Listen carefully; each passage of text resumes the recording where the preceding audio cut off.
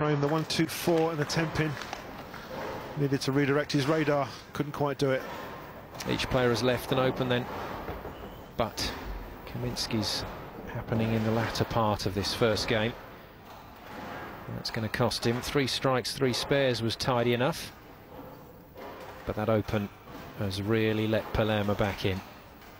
Palermaa then trying to turn 4 into a 5-bagger.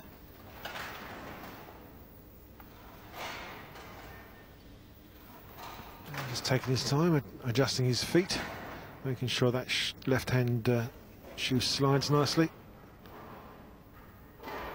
And goes into action. Demolishes it. And what action, the 5-pack. This is looking good now for the Finn. Well, he's very much relaxed, isn't he? He's got on that strike line, he's got over the open frame which he had in frame 2. So settled himself down nicely. And still on for that 5-5-6 that we saw earlier. It has been strikes all the way from Palermaa. This time just a little high on the head pin from Caminsky. He made the adjustment, didn't he, Cass, to get back from that 3-pin hit last time round? That's right, yeah, maybe just have overcompensated a little bit. Bit more reaction in the back end there, and took him high through the head pin. Single 9-pin standing on its own. Just straighten his shot out and slide this ball across the lane and hopefully take it away. Should be straightforward stuff. Oh, just flirting with danger there, Caminsky. Yes, shiny ball, harder ball, and got to the outside of the lane and picked up some oil by the look of it. And that ball started to aquaplane a bit, just turned up nicely in time. But flirting with trouble there he was. Yeah, this is Caminsky under pressure, I can tell you. Now Palermaa on a terrific run, rather like Chris Barnes in match 1 of this year's tournament. He's building up a handy set of strikes here, and that is a 6-bagger for Osku Palermaa. Yeah, through the 9th frame, another perfect strike. Now he's settled down. His A game is with him. He knows he can beat this lane, and Guy is struggling, and Osku knows that. And we can all see what all the fuss is about now, can't we? This man is a classic bowler, and Caminsky's got his work cut out. Good effort, nice response in the foundation frame from the South African. So it's tight, but Palermaa is taking it out at the moment in this first game. Can he finish with a decent set of numbers here? 5-5-6 still on the cards as his maximum. Caminsky's going to be hoping that he can't quite do that, and that Caminsky can strike out to stay in touch. Yes, a very useful 44-pin lead after 9 frames. Both working on strikes from frame number 9. Let's see who can utilise that and maximise their score.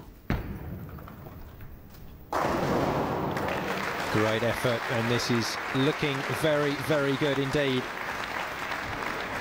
Well, Simon, you know the exciting thing, don't you? The quarter-final? Palermaa Barnes? It could be, let's not say it just at the moment, but it could be Palermaa Barnes, couldn't it, in the first of the quarter-finals? What a match that's going to be. Don't want to talk Guy Caminsky out of this one yet. He's a real fighter. He's the man from Durban. Of course, if he does happen to lose, you know what he'll be after. He'll be coming up into the commentary booth and having a stint up here as he normally does. He'll be wrestling that microphone away from you, Cass. You'll have to watch it. Guy normally comes up into the commentary booth at least once every year that he's here, just to say a few words, and I'm sure he will do this year. So, Osku Palermaa now totally locked into this lane. He's easily surpassed the 200 par. And he's on for a very tidy score here of a potential 2-5-6 if he can just clean up here. 8 strikes in a row. Quite a contrast from that frame number 2 when he shot 4 with his first ball and 4 with his second ball. He's certainly made amends, looking for 9 and makes it. Dear, 256. Great bowling. Great stuff. Well, he's equalled Chris Barnes' effort in the first match of this tournament.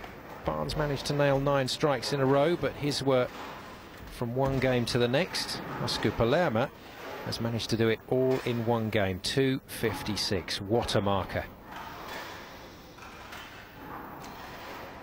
Well, Guy obviously accepts that this first game is won, or lost in his case. It's not what he wanted, though. Absolutely not. That's a stinker. Not quite the worst spare you can have, but it's not going to be easy. 2-4-8-10. Likely to be another open frame. Ball just sailed on. He was probably trying too hard on this last frame, looking for something different to start game 2 with. And unfortunately, it hasn't worked out for him. Very much likely to be an open frame here. Good effort, but didn't quite get the mix of the pins that he was looking for. And a very disappointing 180 is what Caminsky will finish with. And a huge difference opening up. It just shows you the value of stringing those strikes together. And if you can do it, then you can build yourself a lead which the opponent is going to struggle to overcome. Well, that's how it looks at the end of that first game. 2-5-6 to Palermo, easily outclassing Guy Caminsky.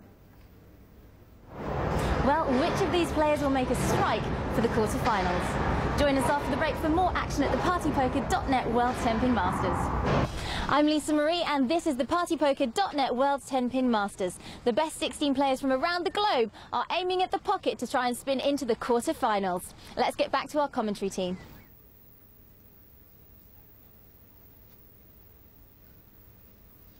Caminsky then with, well, what we call in sport a mountain to climb, and he really does have, because his opponent from Finland, Osku Palermaa, the reigning World Cup champion, has got off to a terrific start. 2-5-6 in that first game against Kaminsky's 180, but a strike will at least do it.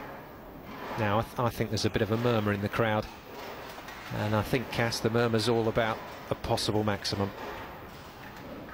And he hasn't even bowled yet. Well, Guy has, and he's got a strike, so he's on a 300 game. Guy actually changed his line and moved further to the right on the lane, and got some great reaction in the back end. It didn't do him an awful lot of good because Osku struck as well. Now, how many in a row is that? Is that 12? It's 10 strikes in a row so far. That's 10, right. Finished with 9 on game number 1. Came in with the first one on game number 2. But they're all level after one frame. Unfortunately for Guy, it's an aggregate score over the 2 games, and he's 76 adrift, I'm afraid.